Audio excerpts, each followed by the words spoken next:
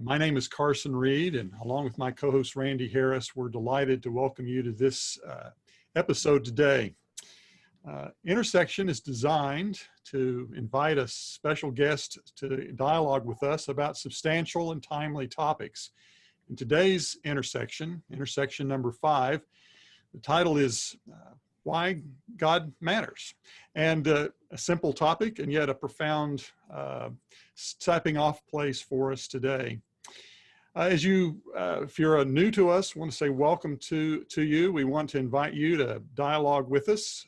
You can use the chat feature to say hello.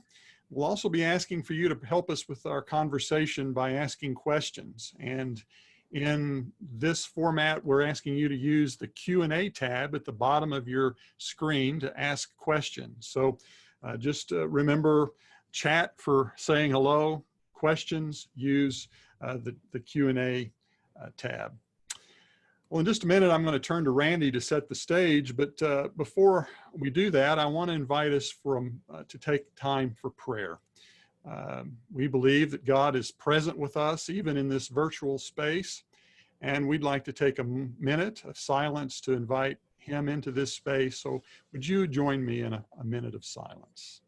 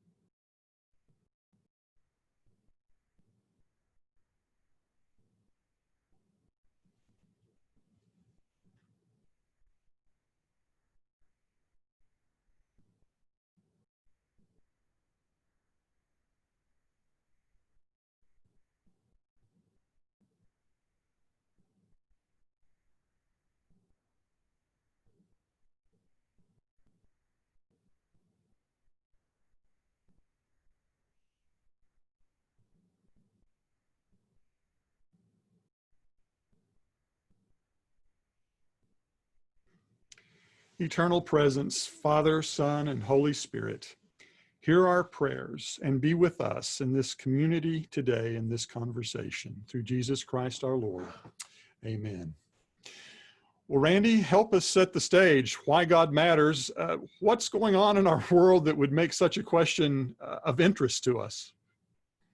Well, there's several ways we could ask about how God matters, right? How does He matter in terms of all the chaos that's going in our world? What is He doing out there in the midst of all that? But I think where we're going to start today and what we're more interested in is, well, I don't know if you've noticed, but we're all a little bit crazy right now. And I think we've always been a little bit kooky, but we seem kookier to ourselves than even normal.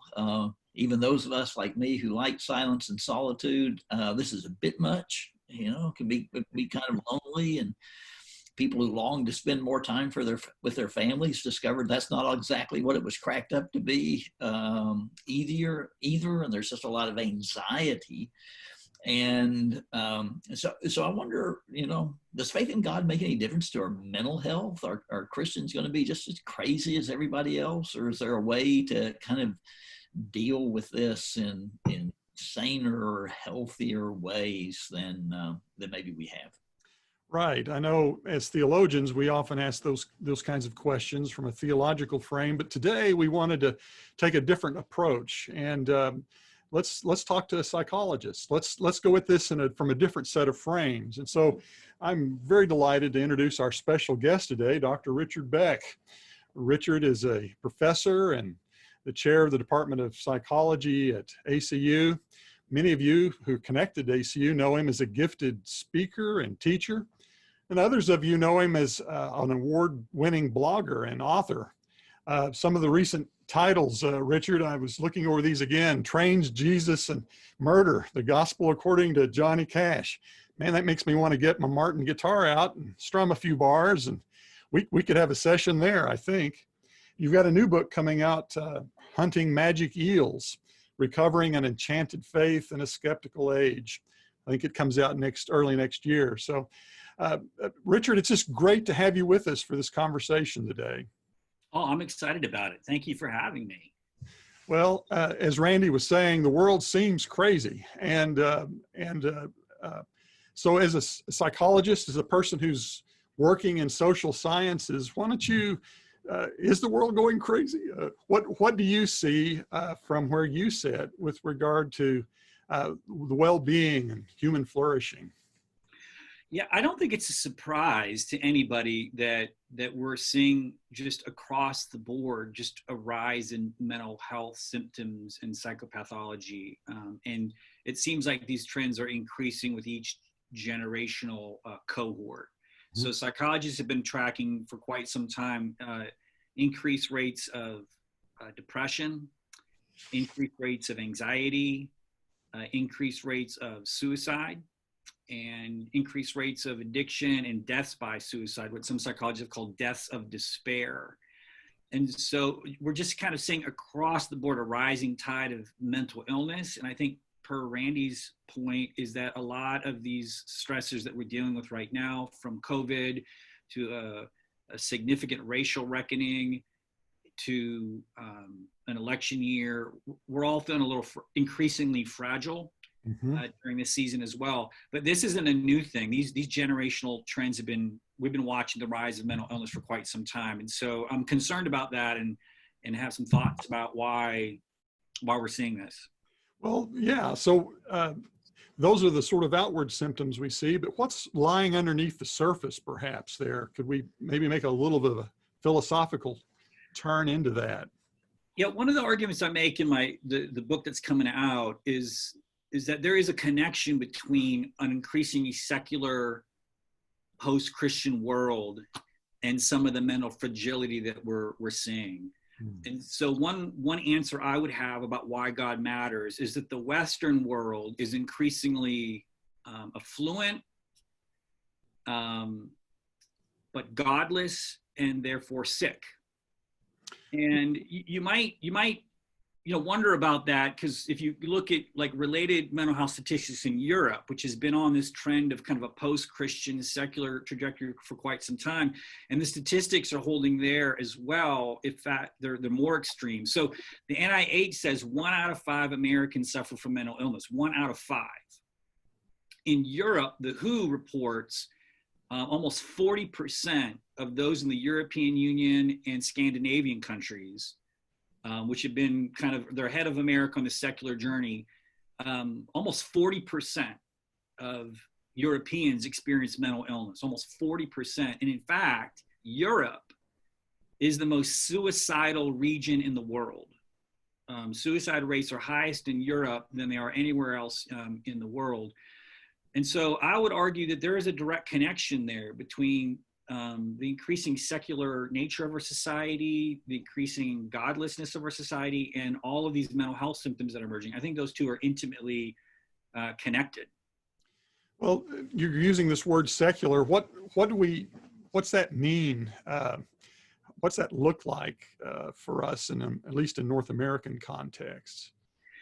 Well, I'm going to take a cue here from a big old book that nobody should read because it's too large.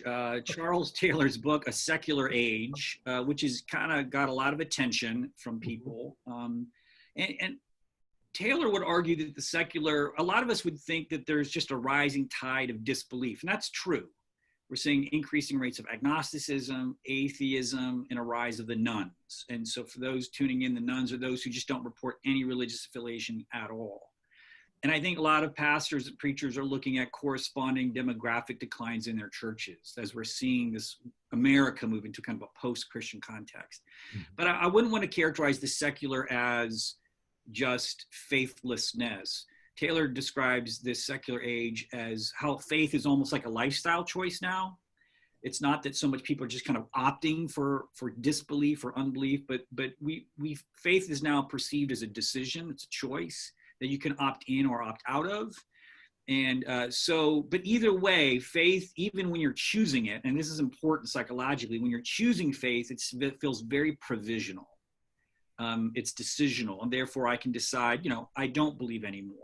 And so that fragility of faith, even the believers in our pews are feeling that tentativeness. Mm-hmm. Maybe faith is a seasonal thing. It's a fragile thing. And so that's a big part of the secular age too, that even the things that are most significant to us can feel a little thin than they used to maybe in times past where Western culture was more thickly Christian.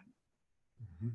So I'm curious, do you want to argue that people in the Middle Ages were mentally better off, if they were psychologically healthier? Well, I don't know. I don't know if we have mental health statistics about that. We can speculate. I don't know if the kind of existential illnesses that we're seeing, the kind of neurotic illnesses, the kind of wave of shame and guilt that we often see in kind of modern context. So I do think there is a particular brand of neurosis that we're seeing manifest in the modern age. And by neurosis, I mean not psychotic illnesses. I think those are pretty biologically grounded, but the neuroses of low self-esteem and vocational malaise, midlife crises. So yeah, I don't know if peasants in the Middle Ages had midlife crises or were asked from a very young age, what do you want to do with your life? What do you want to be when you grow up? But those kinds of questions we regularly face. I don't know if the Middle Ages faced the American meritocracy, where your life success determines your value and your worth. And that feels increasingly fragile in our kind of, late capitalistic landscape as well. So yeah, I would say there is a kind of a rise in neurosis. And again, the data bears that out. We're getting sicker. How about if you compared it with some of the places in the world that aren't as clearly secular? You don't have to go back to the Middle Ages. There are certain places in the world. I mean, the things you described seem like they're the neuroses that go with being wealthy enough to have them. No, I think that's exactly right. For example, to go back to the suicide statistics, the continent has the lowest suicide risk is Africa. So you could argue Africa is the most Christian continent, but it also has the lowest suicide risk. Now, that's not to say that things are going great in Africa. There's a lot of external stressors, obviously, that maybe an American family are not feeling like in Africa. And so standards of living in the West are definitely higher. But there is this sense that those increasing standards of living are not being reaped as kind of mental health benefits.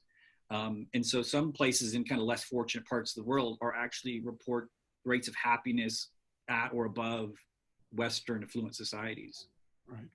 Well, let's pick up on our Western society there, Richard. You were talking about faith being something we can sort of opt in or opt out.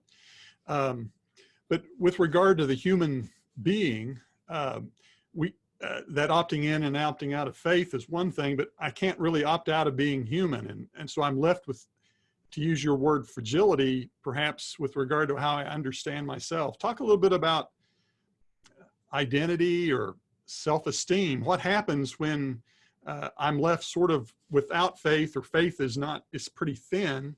How do I understand who I am? Yeah, let me list three things, and then Carson, you can chase which one of these you find the most interesting. So you mentioned one of them. Identity is increasingly unstable, our sense of self and sense of significance. But another big area I would also say is that meaning itself, the life story that kind of grounds my life and gives me a direction, but that also functions as a safety net, that life is meaningful even if I don't succeed in the meritocracy. That itself is fragile. So meaning is fragile, identity is unstable. And I also think there are a suite of emotions that psychologists have studied. This is the realm of what we call positive psychology. There is a suite of emotions that I will describe as kind of the transcendental emotions that seem to require a particular posture, a metaphysical posture towards life, that are increasingly difficult in an age governed by kind of what I'd call the scientific gaze. And the scientific gaze is that kind of materialistic, factual approach to life that kind of leaches existence of meaning and purpose and value. So the scientific gaze leaches the world of value and meaning. Steven Weinberg, Nobel Prize winning physicist, has this. He's an atheist, and he says, in the West, the more the universe has become comprehensible, the more the universe has become comprehensible, the more it has become to seem pointless. That's from an atheist saying that. that the scientific gaze of comprehending the world factually has bleached it from meaning and purpose. And so that creates problems for identity, purpose, and just a certain kind of posture towards life that we can talk about. So I'll tackle any of those you want to chase. Yeah, well, and what you're talking about then is what Taylor and this idea of living in a world that's no longer enchanted, right? We're just kind of left with materiality. Well, boy, it's like door number 1, 2, or 3, Richard. But let's talk about identity and how I understand being human in that. Yeah. So the modern therapeutic recommendation for mental health has been for a generation or more the cultivation of a positive self-esteem.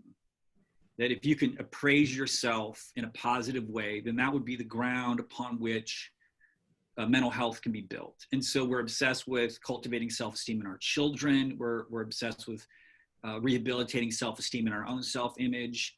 And as we try to speak life into our spouses and to our friends. But if you just take some time to think about what self-esteem is, you can kind of see that this is a bit of a devil's bargain, that the prescripted cure, self-esteem, is actually a bit of a toxin. It's a bit of a poison. Because self-esteem is based on, well, 3 different things. One is evaluation, taking a evaluative posture towards the self, how you measure up. William James, a generation ago, defined self-esteem as the ratio of your successes to your pretensions, your successes to your goals. And so functionally, self-esteem is a metric of this gap to the life you have and the life you want between yourself and your ideal self. And so obviously, if you're living out of if your mental health is constantly flowing out of a deficit, an appraisal of deficit, then that is a really unstable platform for self-esteem. Self-esteem is also comparative. We're constantly comparing ourselves to metrics of worth or success. And I would argue self-esteem here has been exacerbated this. So if self-esteem is this comparative metric, social media is gasoline thrown on that fire. And we're constantly comparing ourselves to the curated images of happiness and well-being from our social media feed. And the last one is it's performative. Self-esteem is performative. So that's that meritocracy. I gotta win the blue ribbons of society. So I think just a superficial assessment that your mental health depends on your ability to measure up, to compare well to others, and to perform, then obviously mental health based on that foundation is going to be a volatile roller coaster ride. And so it's no wonder we're all sick pursuing mental health down this path. Mm-hmm. Well, it becomes sort of an internal, it's like a tail chasing its dog, a dog chasing its tail, as it were, because it's always relying on our own our own pursuit of all of these objective or these standards that we place or metrics that we place upon ourselves. How would we get out of that? Does this question about why God matters have something to say about that? Yeah. So one of the things I say in the book that's coming out is there's a sentence in there that says shame is a religious problem. Shame is a religious problem. For those listeners that know the work of Brene Brown really well, like Brene Brown has discovered this in her research. When she looked at the people that are shame resilient, that aren't in this neurotic loop that you're describing, chasing after a good opinion of yourself. When she looked at those people who were shame resilient, who were able to dare greatly, in her words, to be vulnerable, even in their imperfections, she discovered that the people that were shame resilient were the people who felt that they were worthy of love and belonging. And that sounds great, right? But it's kind of a little open-ended there, right? So the path towards shame resiliency is being convinced that you are worthy of love and belonging. But if you're dealing with shame, then you're not convinced. And so again, you're back in the circular therapeutic loop that the prescription, feel worthy of love and belonging, is the thing you're struggling with. And a lot of us are caught in that neurotic loop, like the prescription isn't anything I can attain to. And so the question that I think Brene Brown's work, and if you know her work, you know, she eventually ends up where we're talking about, is she eventually has to make a religious move that Mhm. That it was in her own spiritual awakening where she found a ground of value and mattering that enabled her to escape the neurotic loop in her head. And this is, psychologists call this mattering. Mattering is this just conviction that you matter, that you are worthy of love and belonging, regardless of current life circumstances. And it's this conviction that is what psychologists would call as the foundation of stable or unconditional self-regard, rather than more of a conditional, unstable self-regard. But again, if you just think that through, where does that conviction come from? You can try to therapeutically instill that into somebody, but I think the better route here is that religious posture where your value and your meaning is received as a gift that one doesn't earn or perform for. And so now we're in territory you and Randy should be familiar with. Now we're in the territory of grace. Can you choose that posture? That seems fragile. If it's just me choosing that posture, I could unchoose it tomorrow. Yeah, so let's get into the Calvinism Arminian debate about the right. So I can't think of anything I'd rather do. Yeah, so whether or not this action of the will toward that grace is a decision, is an act of willpower. And I would argue it's not. So to me, I think we're going to need to shift out of the therapeutic language of decision and into more a posture of surrender. And so to me, you get to this place less by choosing it, because even then, because of our metacognitive beliefs, you kind of know you're choosing it. You know you're choosing it, and you're back down that neurotic cycle. So to me, I think you get to this mattering through spiritual practices. It is a habit of being, a posture of prayer, a posture of receptivity, a posture of worship.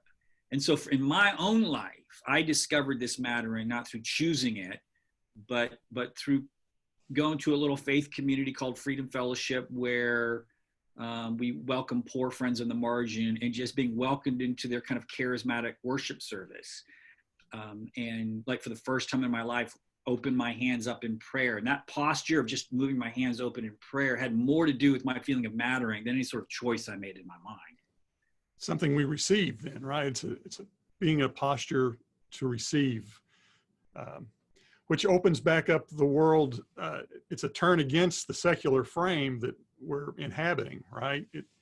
It's believing in enchantment, and that God actually does break into our world. You mentioned utilizing a metaphor from Tolkien that might be helpful with this before. Richard, would this be a good place to frame that out? Yeah, and just to grab something else from what I was saying, it's not just that identity is fragile. I mentioned earlier that meaning itself is fragile. Yeah. Because our meaning is now something I have to self-construct. Mm-hmm. And so, like I'd mentioned earlier, you're asked from a very young age, what do you want to be when you grow up? And you're now carrying the burden of your own meaning from a very young age. And I see my college students struggling with that, because now they feel like everything in their life is precarious. Like every grade they get on a test, it makes the story, the career that they're going to get feel very fragile and provisional. Are they going to get a good score on the MCAT or the LSAT? And then now you have COVID happening with lots of employment issues, and can I now go out in the workforce? And so one of the things that has happened in the West is that our meaning has been increasingly tied to our jobs. And as those jobs go up and down, my life project struggles. And to be frank about it, and I think places like ACU can contribute to this problem, because we keep talking to our students about, like, find the job that is your vocation in life, the thing God called you to be. But some of us just got to work. And you might look at an Uber driver and say, hey, is this what God built you to be? You know, is this your best life? And you're like, no, but this is what I got to do to pay the bills. And so suddenly they don't have the job that provides them all this existential comfort.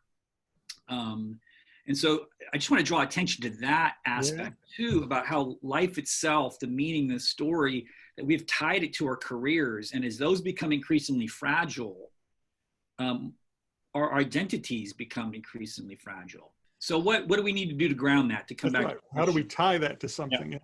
So Tolkien in a essay he called On Fairy Stories, talked about how what we need in life and what fairy stories help point us towards is this, what I call this outward turn. He called it the good catastrophe. So if a catastrophe is bad, there is this good catastrophe where we look outward for an experience of sudden, unexpected rescue. We need to look toward the horizon. I would describe this as kind of the Ezekiel Valley of Dry Bones moment, where in when we look at the scope of our lives, we don't see any potential.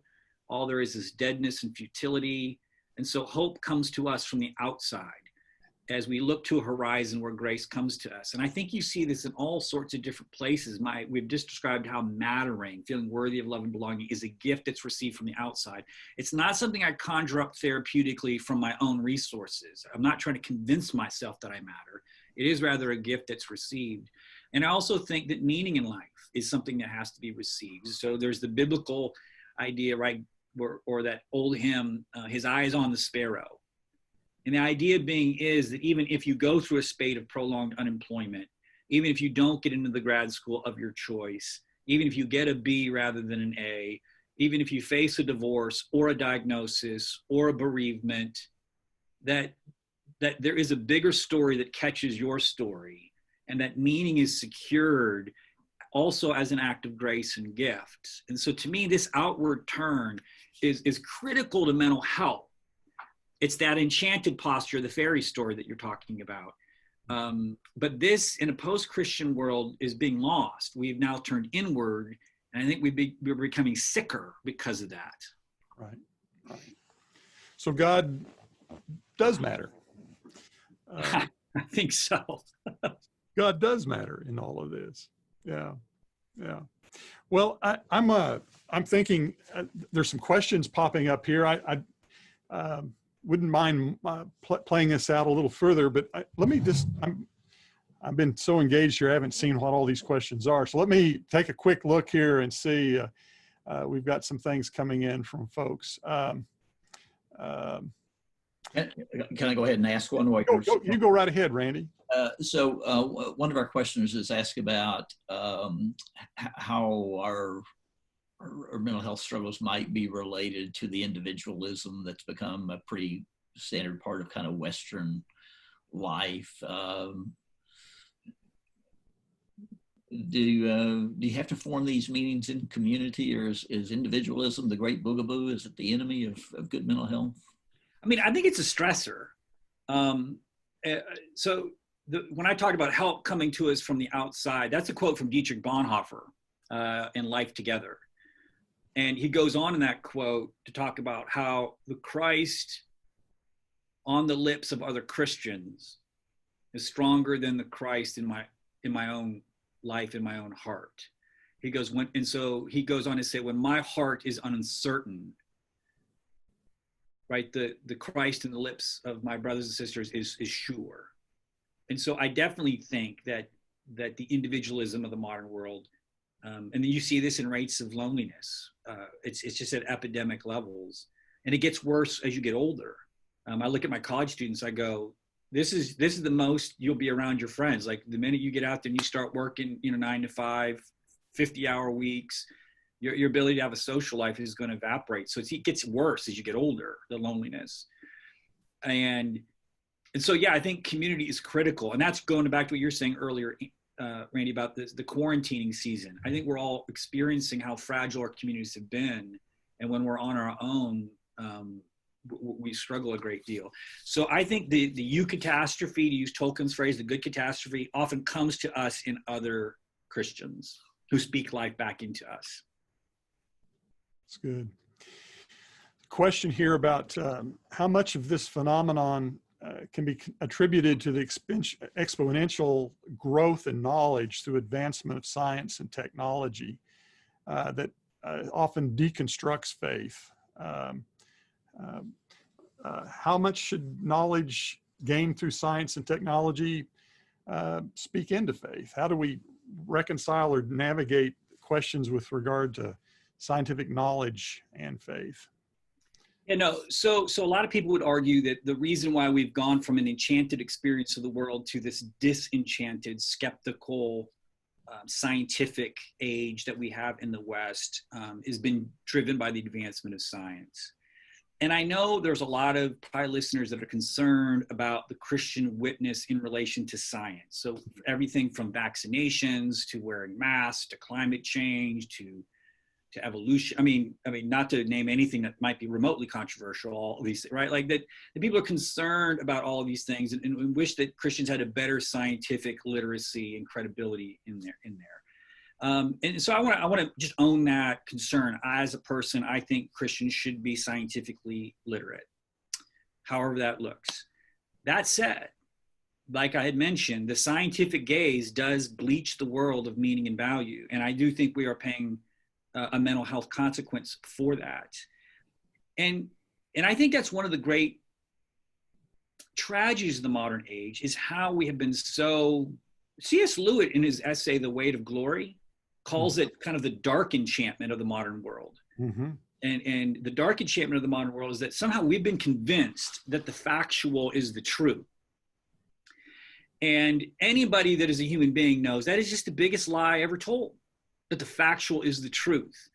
Because the deepest truths about human experience are the subjective things, or in the language of Pascal, right? That the heart has its reasons that reason knows nothing about.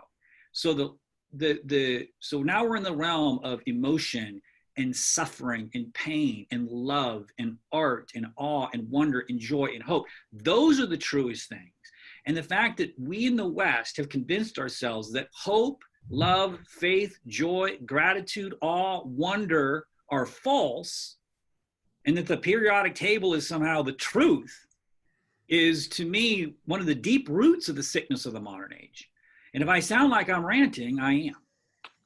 Well, I think science was and is so successful in the areas that it's successful in, that it's a small step to saying, not only does it answer the question of how much weight a bridge can hold, it answers all the other questions too. And it seems to me that was the disaster. You know, if you need brain surgery, you're going to be really grateful for science.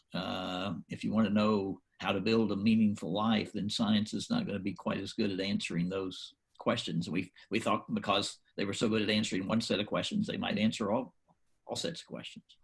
Yeah, and I would argue, and I do this in my classroom at ACU. I wish preachers were more aggressive on this point.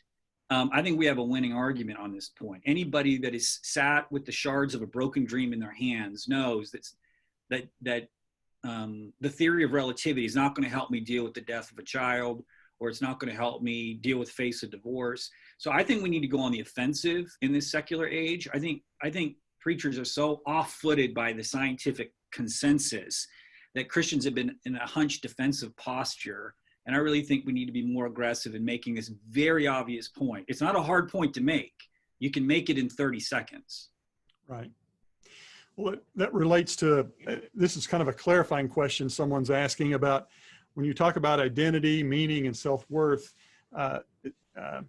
Is that tied to materialism? Someone's using a different term here, a new term we've not spoken about. But yeah. So the scientific gaze is the materialistic gaze, reducing everything to matter. But again, I'll just point out that a materialistic approach is sociopathic. I don't look at my children as a collection of, I don't reduce my children to organic chemistry. And anybody that would reduce human life to a scientific description is almost the definition of a sociopath, right? It's bleaching human life from meaning. And in the enchanted age, we had a name for this. We called it the soul. And right, the soul is an enchanted human being, that there is something in a person that transcends a mere organic description of who they are. And so, yes, that materialism is the bleaching of the world of meaning. If I just kind of like boiled my children in a cauldron and then put them in their molecules in the different, how much carbon they are and how much oxygen and nitrogen they are, you would accuse me of a very sociopathic description of my children.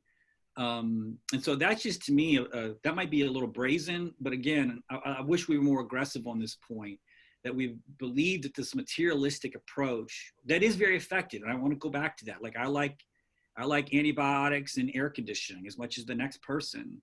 So we need to praise science and be scientifically literate, but also we need to be very candid that the truest things in our lives are the enchanted things, the feeling that people are sacred, that we have souls, that we can't be reduced to organic chemistry. That's good. This is again a clarifying question. We've bounced up against this already today, but is this a uniquely Western or American phenomenon, or is this worldwide? Do we see it across cultures? I know we've already, you contrasted, say, an African contexts to, say, a Western thought, but this may be just a quick kind of response there to clarify for this questioner. No, I think it's a largely a Western phenomenon. So psychologists have noticed what's called the weird phenomenon. And by weird, they mean kind of Western, educated, industrialized, rich democracies, okay? And what they've noticed is that those, or we could broadly say the West, but the West is weird. That this disenchantment that is happening in the West is not a global phenomenon. And it's not even a phenomenon in our cities. So if you kind of move to the edges of your city, if you move to the social economic boundaries of your cities, enchantment thrives around the boundaries there. Mm-hmm. And I would even ask your readers to read Chris Arnett's book, Dignity, Seeking Respect in Back Row America. He's a physicist, an agnostic, and he went around touring kind of very poor and impoverished locations of America, inner city, rural. And this agnostic discovered the power of faith on the margins. He kept finding himself sitting in, folding chairs of little street churches. And his respect for faith as a ground for dignity, especially those who are on the edges of society, really shoots up. He's got a whole chapter about that I wish every pastor would read and preacher, because again, I think this idea that somehow the scientific consensus is the dominant consensus, it's only that it's weird in the sense that it's only in kind of affluent elite places. And so you see a lot of this agnosticism and doubt amongst kind of mainly white, upper class, educated people. Mm-hmm. That's weird. Most everybody else in the world is enchanted. Well, those kind of questions demand that you have the time to ask them. So if you have to spend all day gathering enough wood and getting something to eat, and it may not leave lots of time to, but I mean, you're flirting with the romanticism of the noble savage. Is that where you want to go?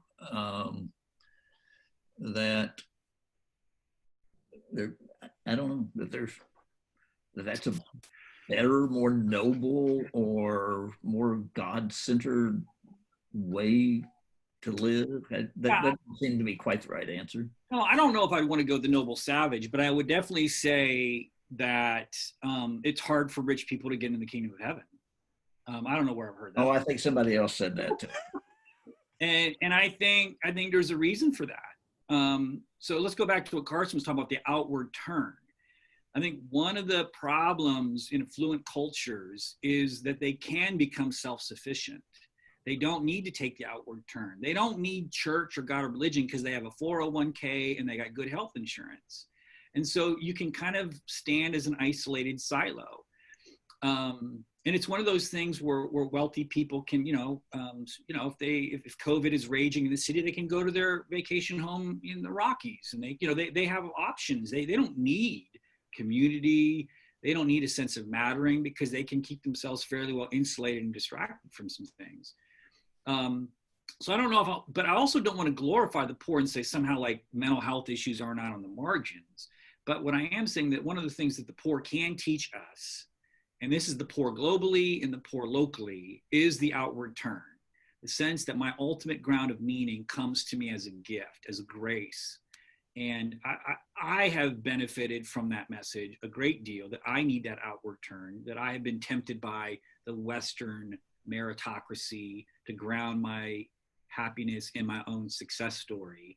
And I've learned to renounce that. So I don't know if I'm, but I also don't want to glorify like somehow the poor or it's more Christ-like than the rich. What I am saying is the poor are more likely to turn to grace as the ground of meaning and mattering than some of us more affluent, successful people are. So I might argue for that. This kind of backs up a little bit, but also ties to your comments here right at the end of your observations, Richard.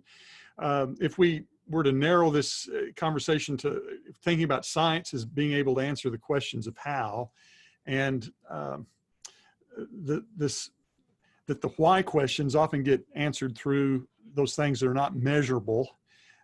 Is there any defense for the why questions beyond personal fulfillment?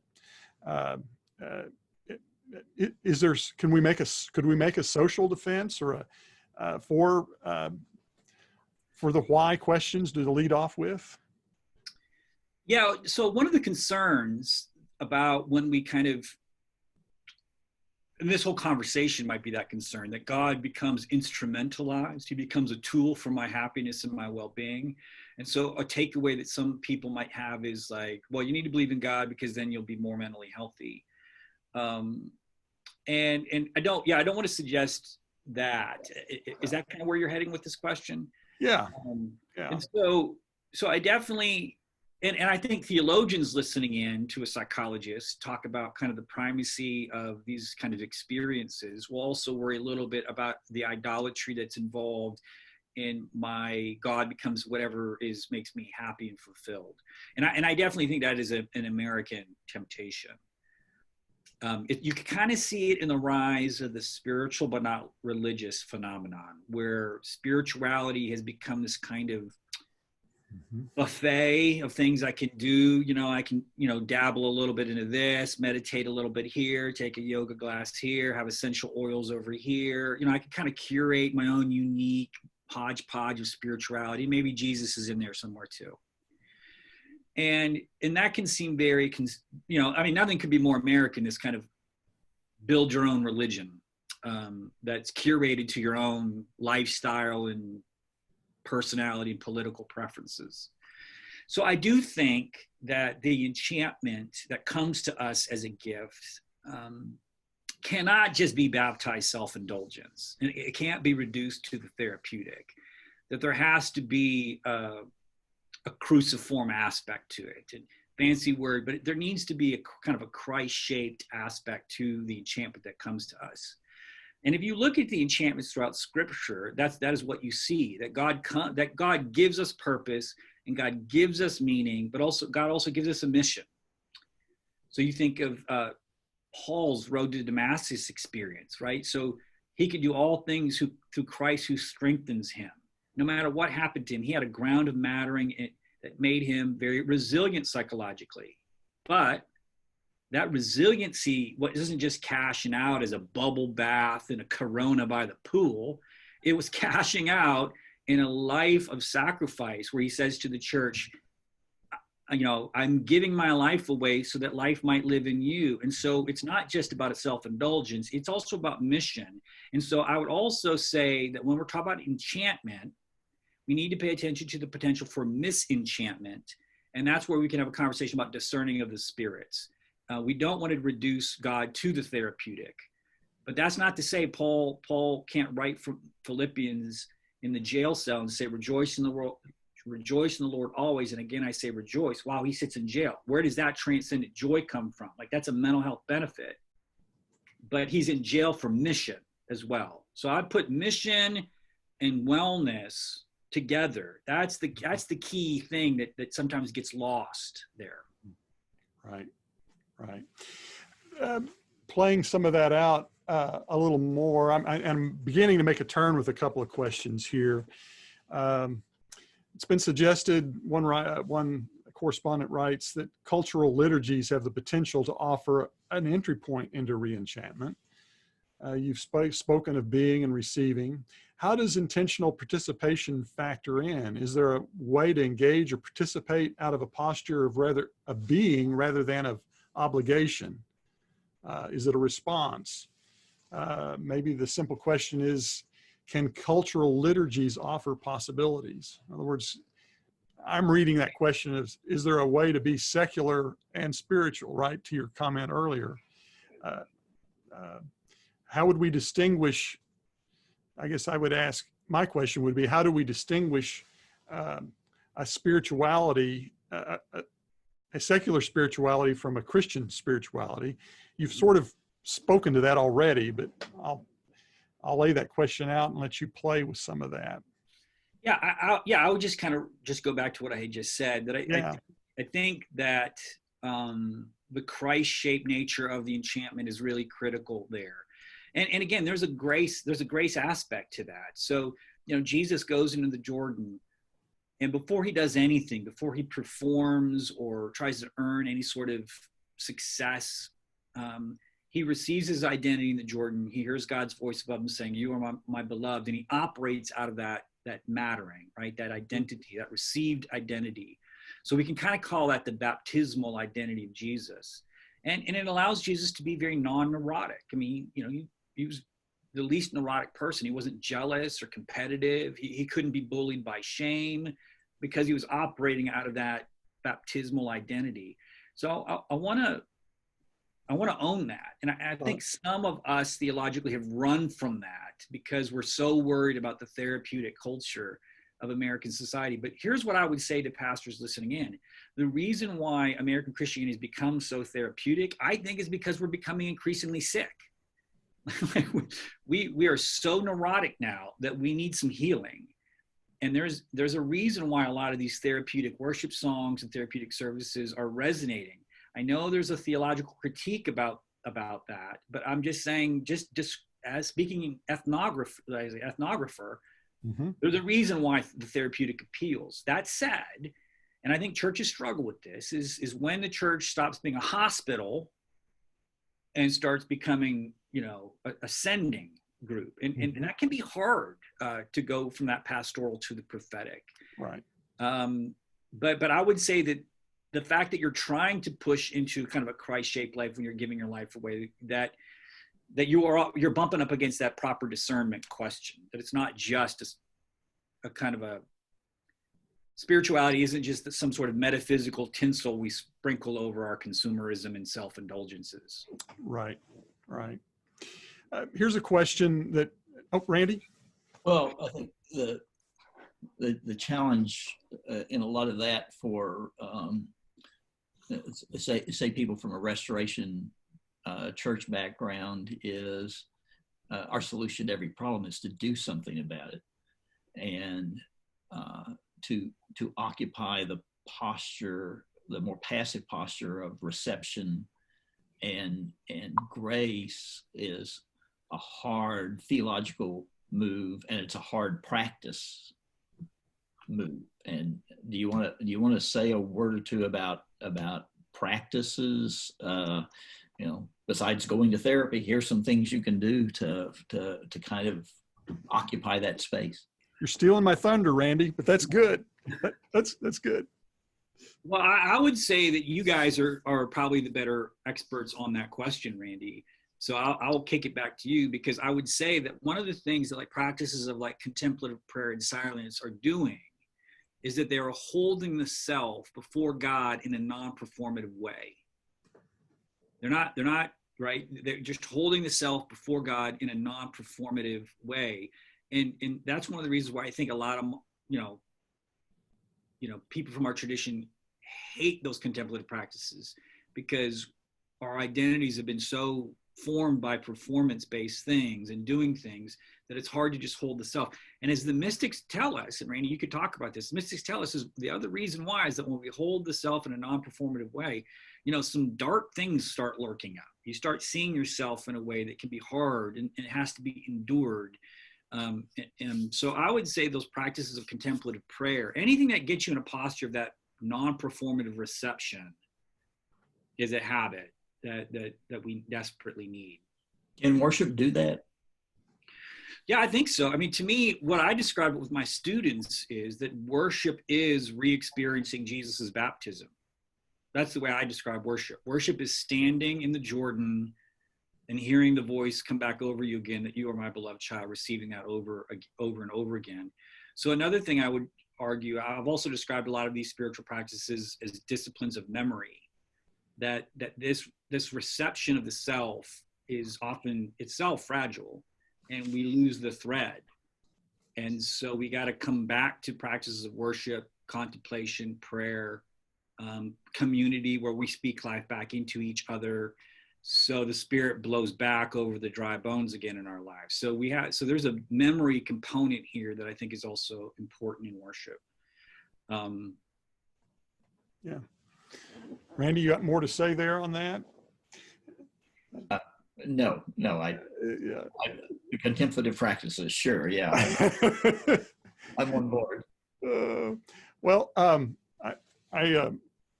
me take just one more play here. There's several great questions here that we're just not going to get to, but I do want to pick up on this one that just popped in here a few moments ago with regard to some of the conversation about mission and how mission draws us outside. But that's not to create some sort of reductionistic sort of, if I just suddenly give myself to others, or if I engage in healing the brokenness of the world, that suddenly solves a problem for me. That's a reductionist sort of frame, right? I mean, how would your conversation about mission and, say, contemplative prayer play itself? And I put those two together because there's a tradition about that. Yeah, I would argue one of the points I make in the book is it's not just science that has kind of driven disenchantment. The other point that Taylor makes, and this might be hard for some of us to hear, has been the Protestant Reformation. And the way I talk about it with my students is we've been on this 500-year journey that I describe as kind of a journey from I call it the mystical to moral shift. And the mystical to moral shift is, instead of seeking that contemplative encounter with God, instead of seeking God, we have, in the Protestant tradition, tend to emphasize morality, being a good person. And that looks a lot of different ways, like what this mission looks like. So for conservative Christians, that might look like sexual purity, abstaining from alcohol, not gambling, the holiness traditions in our movement.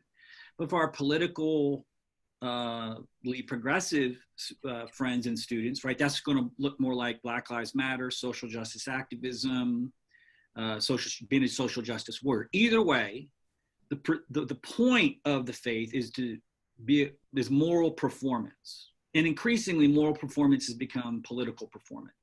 Mm-hmm. And I think in some ways, if mission becomes just a version of this moral or political performance, us doing good things in the world, I think that has had I would argue, even more than science, this shift from seeking God to being good is the number one reason college students are losing faith in high school students. Wow. Because when the point is being good, the very next question that my students ask and answer is, well, do you need to believe in God to be good? Do you need to believe in God to go march in that protest? Do you need to believe in God to dig a well in Africa? And the answer is no. They're atheists or good people, and you don't need to believe in God on any of those things. And so suddenly then for my students, like, well, if I'm a good person and I can do all these good things, then God and the church are superfluous. And I think this mystical to moral shift is the number one driver of disenchantment amongst faith communities. And that we unwittingly, to get to your question, we unwittingly contribute to the disenchantment by kind of turning mission as the goal, the doing right. Good things. Yep. So where contemplative prayer comes in is that we have to keep seeking God as the end, not the means. God isn't the tool to be a good person, but God is the goal. And mission then flows out of that experience of grace. Yeah. And so I think we need to revitalize those contemplative, mystical, enchanted experiences with God as the ground of mission, not as the tool of mission, but the ground of mission. And especially because here's the thing, my students are social justice warriors, but again, they're a very anxious generation. So we're seeing mission fit kind of stuff. You know, they're on the right side of history, but they're not well. And so suicide, depression, anxiety, they're all on the rise. And so there's something missing there in the encounter with God that I think needs to be addressed. That's good. That's good. Well, it's about time for us to wrap up. This question, does God matter, has taken us on quite a little journey. I'll ask Randy and then Richard here in just a second for a final word. But we've traveled far, looking at social, kind of a social look at what's happening in our culture. We've explored secularity, fragility. We've looked at questions about human flourishing, about esteem and meaning, and this tendency to chase our own tail for that. And we've made a turn to ask about the inbreaking of grace and an enchantment again, and that's taken us a lot of other directions as well. Randy, what would you be your final word here? Well, I just think where Richard ended, that cleaving apart of mission and contemplation has been a disaster. Mm-hmm. And so you have the people who are committed to mission, and you have the people who are committed to contemplative life, but not very often do they get. And if the church has work to do in the world, it's to bring those things back together. And it wouldn't do if we went on mission and we created people as unhealthy as we are. We're calling them out of their form of craziness into our form of craziness. That's not exactly progress. So I think that was a great place to end. Richard? Yeah, I would just encourage church leaders to be bold. I think the gospel matters. Grace matters more and more, increasingly so. And I know it seems like a lot of churches are feeling on their heels, have been pushed there because of demographic decline, feel like they're being bullied by science. I'm just here to say, don't be bullied. You preach the gospel. It resonates and it makes a difference. Yeah. Thanks, Richard. Richard, thanks for joining us today for this conversation. And to all of our participants, thank you for joining us today for what I think has been just a marvelous dialogue and much more to think about and reflect on and to practice. I want to say a special thank you to the Siburt Institute staff, including Renee Paul and Leah and Ola May and Carissa. I want to share with you a couple of upcoming events. Historic event for ACU is Summit. This year it will be it'll be digital. It starts on September 20th and runs actually all throughout the fall. Dozens and dozens of presentations. And Richard, I think you've got a major piece that you'll be doing next that'll be broadcast next week. So look for the Siburt Institute or Summit. You Google it, you'll find Summit. You'll find a way to register and dig into a ton of great material throughout the fall. Lots of pathways projects and more. We have another intersection coming up on October 27th. Conspiracy theories abound. We're going to take a shot at cracking the crisis of conspiracy theories with Dr. Royce Money on October 27. You'll want to tune in for that. So I guess as we close, I would say in the idea of a discipline of memory, you used that phrase, Richard, that just invite us to live in more deeply to the reality that God does matter in our world, and that we lean into that God's action of grace in our world. Randy, would you close us with a benediction? The Lord bless you and keep you. The Lord make his face to shine upon you and give you peace.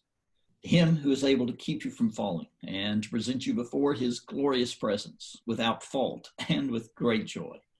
To the only God, our Savior, be glory and majesty, dominion and power through Jesus Christ our Lord, before all ages, now and forevermore, world without end. Amen.